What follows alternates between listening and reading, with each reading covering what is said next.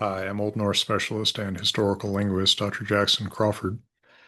And for many years now, I have been offering Zoom classes in Old Norse as well as a Zoom reading group in Old Norse and in Gothic. And while I have Zoom classes that kind of start from the very beginning with Old Norse, right? Assuming you don't even know what a case is and stuff like that.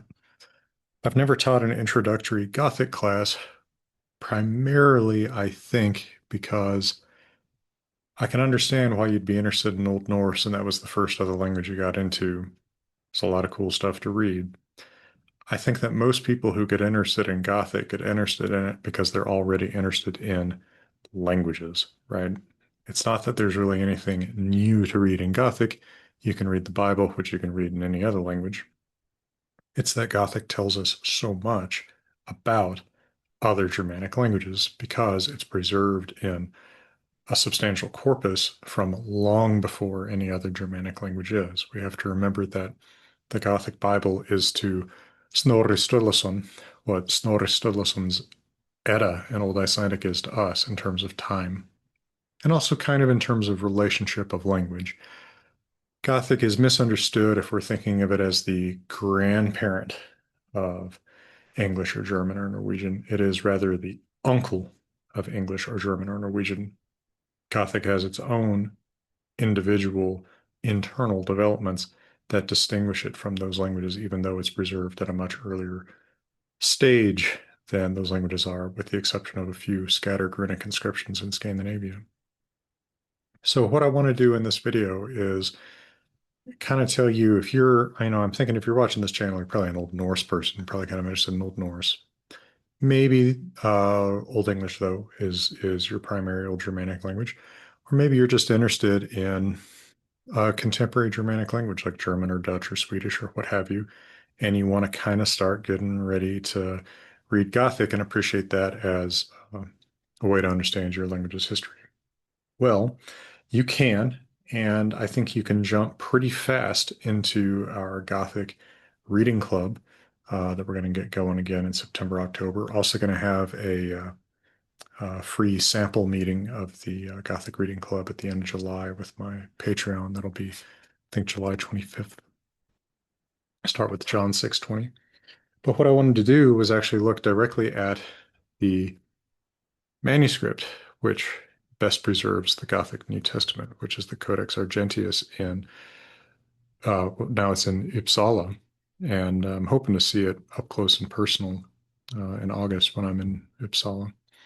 Let's take a look at this because I think it also, like looking at this manuscript, which is so uniquely beautiful, not just the purple vellum, but also the silver ink and some gold ink, can kind of get you interested in Gothic in and of itself. It doesn't necessarily turn you into a big woolful head like J.R.R. Tolkien was, but I think can remind you that there is something really interesting and valuable in this itself, just partially from the care that was put into producing a document like this. So you can see this manuscript is not necessarily super easy to read. 1,500 years. This manuscript was made in the 500s, but it's the translation from about 200 years earlier. 1,500 years is a lot of time for fading, right?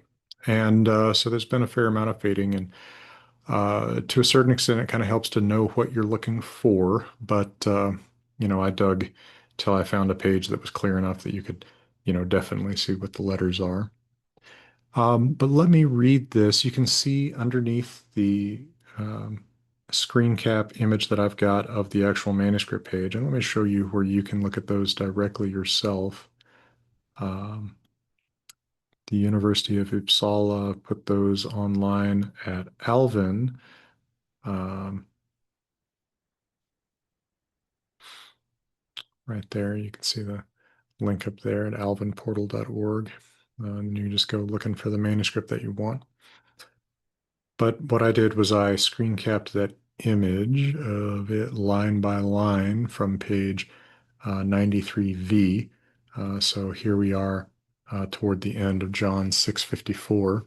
Let me read this so you can hear my reconstructed uh, uh, Gothic pronunciation.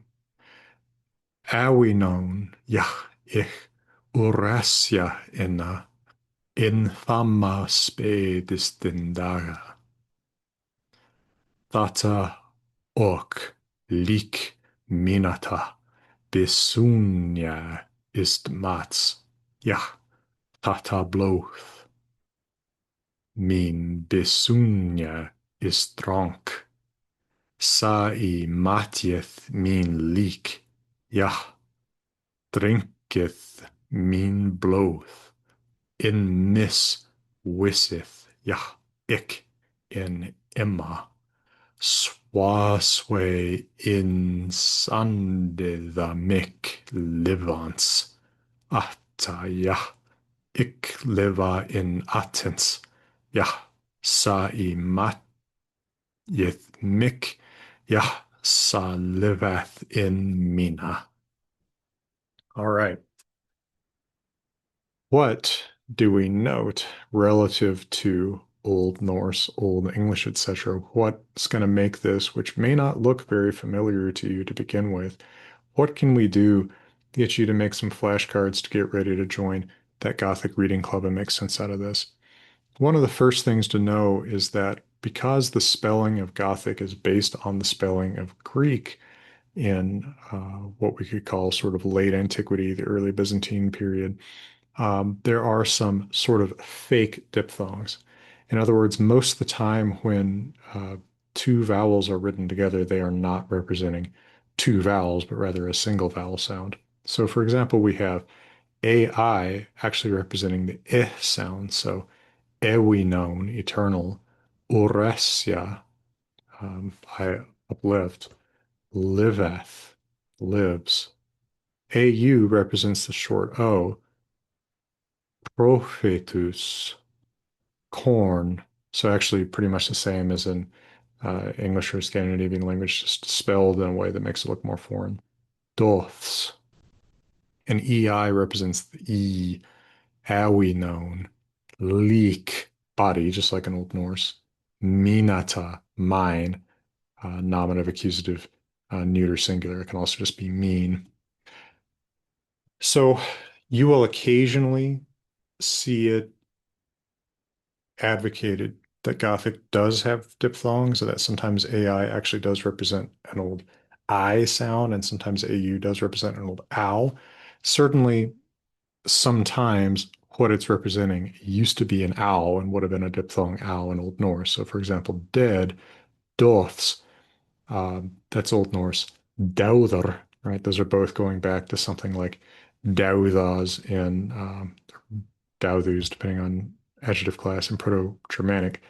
But because the Gothic Bible so consistently renders short O in Greek as AU and epsilon in Greek as AI, among other reasons, it's generally believed that actually those old diphthongs have collapsed together with those short vowels, and that it's kind of a coincidence that occasionally the spelling AI, AU actually does represent the etymology. It's not intended to, in other words. So this is sort of falsely resembling the way that it etymologically would have been pronounced. This, of course, is then a false diphthong, right? This is KORN from an English or Norse perspective. What else would I note? I would note that there is some vocabulary that is completely unlike other Germanic languages, and one in particular is that Yah and that, of course, is not and in most Germanic languages, although it's interesting that that's borrowed into Finnish as the word for and, either from Gothic or from another early stage of a Germanic language that used that word as and. Here we see the word that will become and in Old Norse, right? But at this point, it still means uh, also, like its German cognate, auch.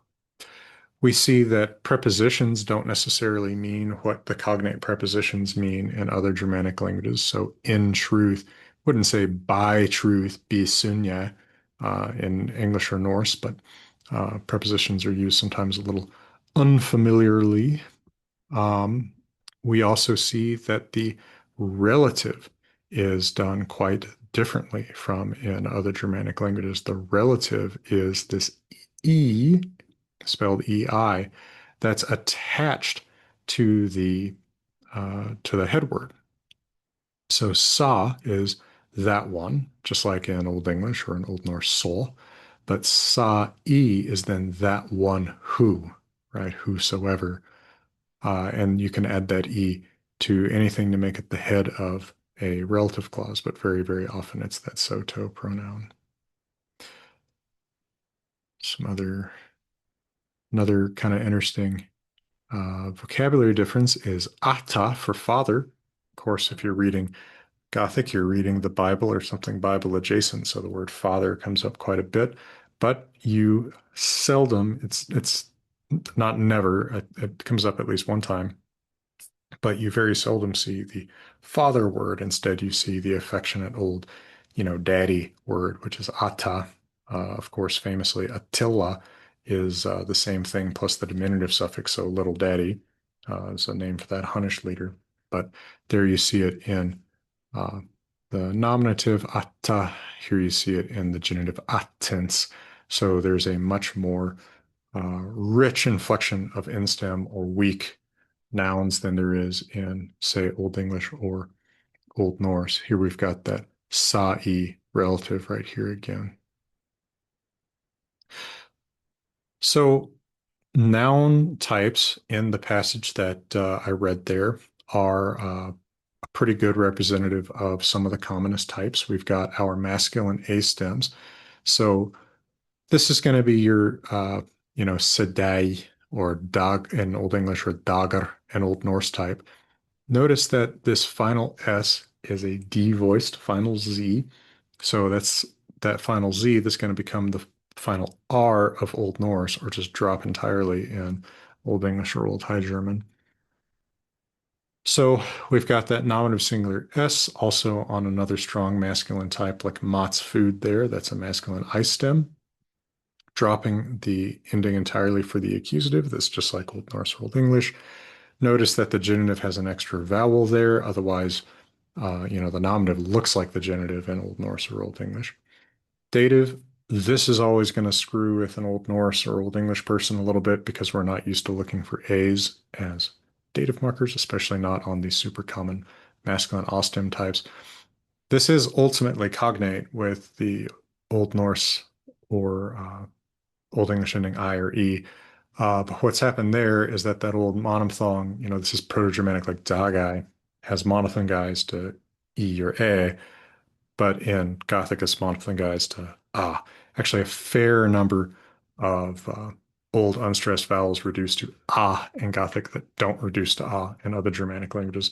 A really good example of that would be in the nominative plural, accusative plural of a strong ostem neuter noun here. So like leak, plural, lika, right? In Old English or Old Norse, the vowel there was a U, right? That's why you get U mutation in the nominative accusative plural in Old Norse. Same thing in the nominative accusative feminine singular of a typical feminine O stem like truth here, sunya. That would be a U in Old Norse in the ending, which is why you have U mutation in that feminine. But they all go back to an old unstressed O that just gets reduced to an A in Gothic, but to a U in Old Norse, Old English. Now, likewise, Gothic still has unstressed long O, so dagos in the nominative plural. That's going to be dagar in Old Norse, where that old unstressed long O has become an A, quite regular, and also the Z has become an R, whereas in Gothic, that final Z becomes a final S. We're still distinguishing that nominative and accusative plural like we do in Old Norse, but with more material in those endings. Datives, instead of the Old Norse or Old English situation where you expect everywhere, you actually have some variety. So am, sometimes om, sometimes im, sometimes depending on the class. And then you have the really surprising generalization of that genitive plural, dage, like, except in some feminine classes like this. We actually don't know where that genitive plural a comes from. The Old Norse or Old English is actually more easily explainable by Indo-European cognates.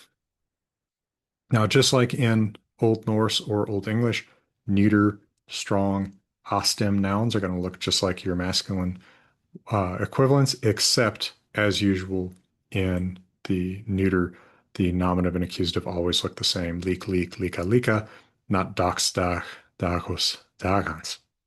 Also, Gothic still has a unique vocative, not in the plural, but in the singular. Um, for the most part, what vocative is going to basically look like is accusative because it's just going to look like the stem. But it will occasionally look kind of unique. For example, in the masculine in stems, weak nouns, like ata, father, it looks like the nominative. And I guess there are actually people that quibble with that, but I mean, it's definitely attested in the vocative and it's ata, right? Like ata wiha, Holy Father. So sometimes it is unique.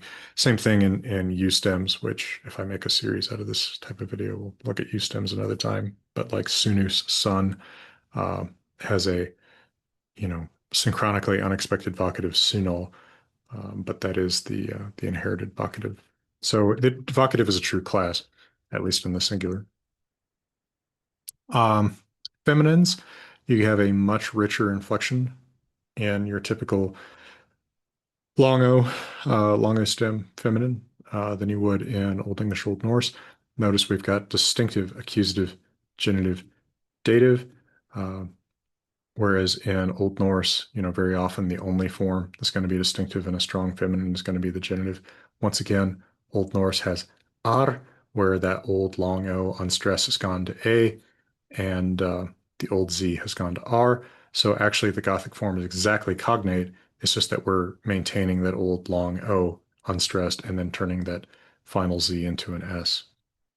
Same thing in Old Norse, that genitive singular is going to look like the nominative and accusative plural. It does in Gothic too, but again, the form uh, is a little bit more archaic, at least in terms of maintaining that vowel. Here, Mott's food, we've got masculine I stem. This is also an I stem in at least Old Norse. I don't remember what it is in Old English. You can see that the singular more or less falls together with the ostems. So basically the same thing is sort of starting to happen in Gothic that's happening in Old English, Old Norse, where one masculine paradigm, really the ostems, becomes the dominant one that other ones are starting to assimilate to. But it hasn't gone as far in Gothic as it has in even Old Norse. But we have quite distinct plural forms, matis, matens. Remember that EI actually spells E, right? So that is the characteristic stem vowel of the I stems. And then in stems, weak nouns like ahta, dad, notice lots more complexity than we would expect in another Germanic language, right? In uh, Old English, this is going to be ah, on, right? And then in Old Norse, it's going to be e, ah. But we actually have a distinct nominative, accusative, genitive, and dative in Gothic and evocative as a class. And then a little bit more complexity in the plural too than in Old Norse or Old English. If you learn these paradigms, these will be absolutely some of your most important paradigms. So if you want to make flashcards to join the Gothic reading group, I would flashcard these. And these are also, I mean, I took them straight out of this reading. It's also super common nouns. Um, Dox is a great one for learning the masculine ostems. That is the single most common paradigm. And every case of Dox day is attested. So you don't have to worry that any of these are unattested. Whereas, I don't think anything of the plural of leak body is attested except the genitive plural. All right, you have to kind of take what you can get with a corpus that's limited to mostly the New Testament. I don't think the vocative of day is attested, but otherwise that's all attested. So that's a nice one to learn from. Verbs, uh, something to worry about a little bit in more detail in a different lesson, I think, if we're going to make lessons out of these. Although I'll point out Gothic has that ith ending in the third singular that's going to be a little more like Old English or Old High German, obviously, than like Old Norse, where we've got that R from the old Z of the second person singular. There you got drinketh, so matjeth, right? Eats, and drinketh, drinks.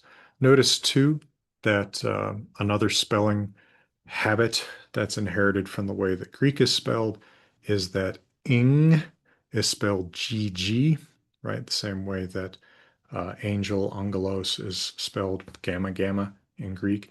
So that is in fact drinketh. It's not very different from Old English. It just is spelled in such a way that it doesn't look that way. I also, I think the Gothic alphabet is cool, the sort of hybrid Greek runic script. The fonts for rendering Gothic.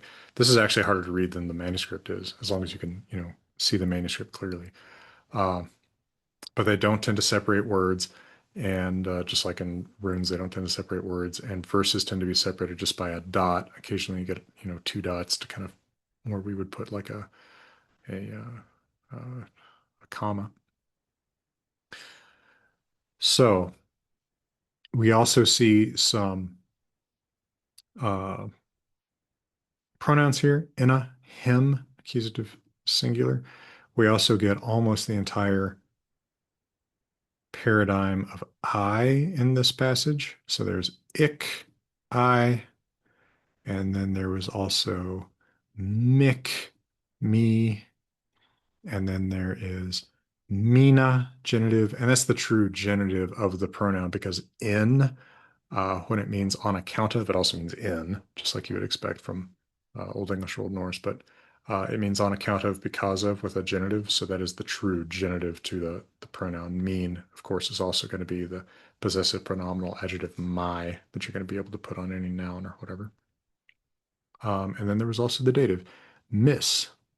So by coincidence, these, what is that, 9, 11, something like that, lines that I've got here do contain the entire paradigm of I, me, mine to me. I would recommend learning that because you're going to see that a lot. Jesus is often talking about himself, and the epistle writers are often talking about themselves. You can actually see that mean being used as a possessive pronominal adjective here, minata with leak. So nominative, neuter singular. So once again, awinon, yach, ik, urasya, ina, enthamas spathistin daga. Eternal, this is going with life from a previous page, and I raise him up. There is no way of forming complex tenses in Gothic, unlike in Old Norse and Old English, where we start developing a future by using a modal verb. Old Norse uses munu, of course. Gothic just will use present for future always. And interestingly, Gothic hasn't started to develop that perfect formation with have, right? There's no I have done. You just use a past tense in Gothic. I think that's pretty interesting because that have periphrastic perfect that Germanic languages share with Romance languages really, I mean, it's there from the earliest Old Norse. It's really, really old in Old Norse. So old that I question whether it's foreign influence. Um, but it's definitely not there in Gothic in the 300s when the Bible is translated. We also see this is a weak adjective, spathistin, right? That's that weak masculine dative ending, the same thing that you see in atin, right? The weak masculine dative of the noun ata, dad.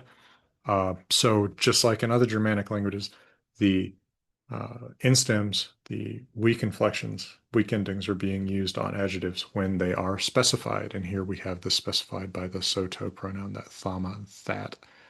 Um, the forms of that and the forms of adjectives are reasonably predictable from other Germanic languages, I would say, once you know what you're looking for. Thata ok lik minata bisunya est mats. Yeah, thata bloth. So here you see that thata is, of course, like English, Old English that, Old Norse thought, that one, or it. There is no this word, right? There's nothing formed from that plus the S format that gives us English, Old English this or Old Norse these, theta. They just use that or the Soto pronouns sa, etc. So that's a little bit different. Min besunya estrank, sa I matjeth min leek. Yeah. So notice min leek here, but leek minata back here. So there's two different forms that the nominative, accusative, neuter, singular adjective or possessive pronominal adjective can take, either an endingless form, mean, like here, or that minata form. So one is more like Old Norse, where you see the T consistently on nominative, accusative, neuter, singular adjectives, and one is more like the endingless Old English forms. Sa I matjeth min leek, ja, drinketh min bloth in mis, wisseth, ja, ik in Emma. So there you got that Emma. That's going to be the dative singular masculine him. Swaswe, not too different from Old English, right? Swaswe in sandida mix. So notice sandida, that's that past tense of to send, sandyan. But of course, in both Old English and Old Norse, the old I there is gone. The only evidence of it is that it has mutated the A into an E, into the familiar form of this word in English or a Scandinavian language today, right? Sen, senda. Mick livans ahta yah, ik liva in ahtens yah, sa imat. Lots and lots of first person singular verbs end in A. In Gothic, it's a little bit rarer in Old Norse. Sa imatith mick, yah, sa levath in mina. We also have a fairly larger, more complex set of different possible verb paradigms than you're going to get in Old Norse, Old English, where those weak verbs start looking like each other a little bit more. Gothic maintains a little bit more of a distinction between those old stem classes. Let me point you to a few resources if I'm intriguing you as an Old Norse or an Old English person into approaching Gothic a little bit less intimidated maybe by its apparent differences, because it's not that bad. Um, like I think once you kind of start picking up on the regularity of the relationship, that it becomes much less intimidating. Let me just show you some links, and I will try to remember to put them in a pinned comment too. Okay, I just had to get a couple of those ready for you. So first of all, like I said, if you want to look at the entire Codex Argenteus, you can do that on Alvin. How did I get to here? If I'm just starting at Alvin, what can I type in to find this? Just to make sure that I help you sort of find things. Yeah, okay. Just search for Argentius and you can find it pretty easily then.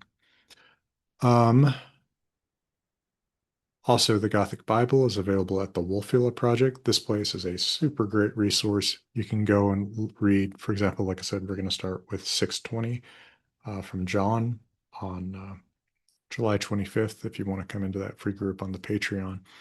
So you can just scroll down here and find it. This is copied from Stripe Barracks.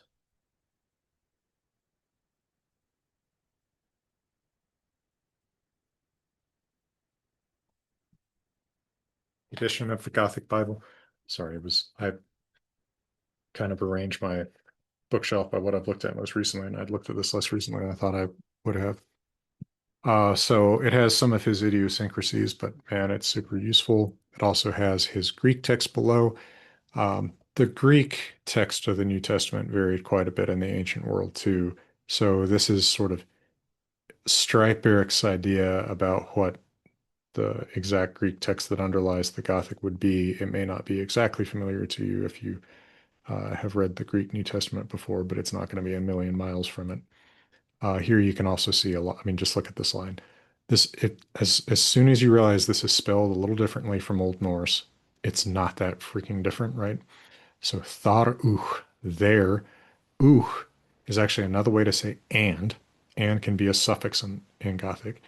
Is, this is the he, the masculine nominative singular pronoun, like actually I mean like Latin, but in fact that's cognate with German er, right? Where both of those ending consonants go back to a Z in Proto-Germanic, but it's been devoiced in Gothic. So, and there he, quoth, right? This Q letter, which in Gothic is actually spelled, the Gothic alphabet is actually spelled like a U, but it's transcribed as a Q, represents that qua sound. So just like Old Norse quoth, M, dative, plural or singular, masculine. So, and there he said to them, Ik am, right, come on, I am. Most short E's go to short I in Gothic unless they're protected by a following R, or hua. So I am, ik am, exactly like Old Norse ek am, except with that short E to short I thing. That short E to short I thing is an example of what I mean when I say this is the aunt or uncle of Old Norse, right? This isn't exactly the father because this has gone its own way in some ways. Ni, ne, right? But again, short E to short I. Ohi, right? This is fear. Think about Old Norse Uga or the name of Odin, Ugr, right? The Frightener. Iswis, that's Old Norse. Uther, um, that one's a little bit less obvious, but do not fear yourselves. And the do not fear yourselves may seem weird until you reflect that in Old Norse too. There's always some kind of reflexive there, right? Oh, tusk, right? Do not fear yourselves. Or when Odin says that he uh, Sjonsk mer munin, right? Fears himself more about fear myself more about munin. Anyway, super resource because you can look at the Greek right next to the Gothic. You can also choose to look at an English translation or a Dutch or a French translation next to it if that helps you read. You can render the Gothic in the Gothic alphabet or the Latin script. You can also take the special letter for hua, which in Gothic doesn't look like this, but you can render it in with the digraph. Or I guess you can make your own transliteration for it. You can make it translated, you know, Joe if you want to. There's a decent uh, kind of Gothic dictionary that you can use here. This place called the Chrestomathy of Gothic and Anglo-Saxon Written Records. I don't know who runs this, but it's pretty nice because you can look up words and see exactly what verses they occur in and also get a sense of what forms of it are attested, right? Because not everything is. Wiktionary is also super for Gothic. The problem with Wiktionary is if I type this in Roman transliteration, because I don't have a Gothic keyboard, it's always going to make me click on the Gothic. It's like, come on, man. Just can we define this under the Gothic, under the Roman alphabet without making me click twice as much to get to this listing under the Gothic alphabet? I mean, I think the Gothic alphabet is as cool as the next guy, but I can't type it.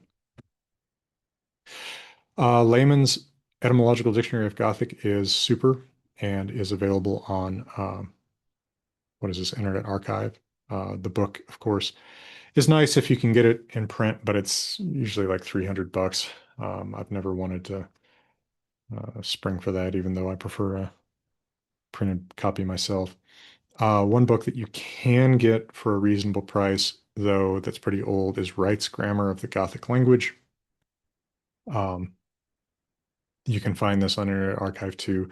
You can also find, modern reprints for cheap or for expensive, depending on how fancy they are. And old copies tend to go for, double-digit bucks, not triple-digit bucks. The University of Texas also has Old Norse, Gothic, Albanian, Lithuanian, Sanskrit, Hittite lessons, right? Right now, it looks like the Gothic lessons aren't coming up, but those are good too. So, if you already know something about an old Germanic language or even a modern Germanic language that is cases, German or Icelandic, you are pretty well equipped to start reading Gothic. If you understood the presentation that I just made to you, you will be fine. Come join us. Come read Gothic with us in September, October. Come sample it out for free on the Patreon toward the end of July. And, let me know if there are more topics in Gothic or if there, give me a sense of it if there's demand for, going through and actually doing like a beginner's course in Gothic like I did with Old Norse. It'd be a fair amount um, of work to try to put that together. But if the demand is there, I'll give it a shot. All right. Well, I appreciate you folks. And if you're interested in my instruction in Old Germanic languages, maybe I'll even have the links to put up to the classes or reading groups here. But also watch for the um, textbook in Old Norse. It's basically done as far as I ever know, and I don't know what's going on the publisher's end, but that could actually be out relatively soon. It might be useful and interesting to some of you. Okay, appreciate you on Patreon. Appreciate students in the classes and the reading groups and such. And now from beautiful Colorado, wishing you all the best.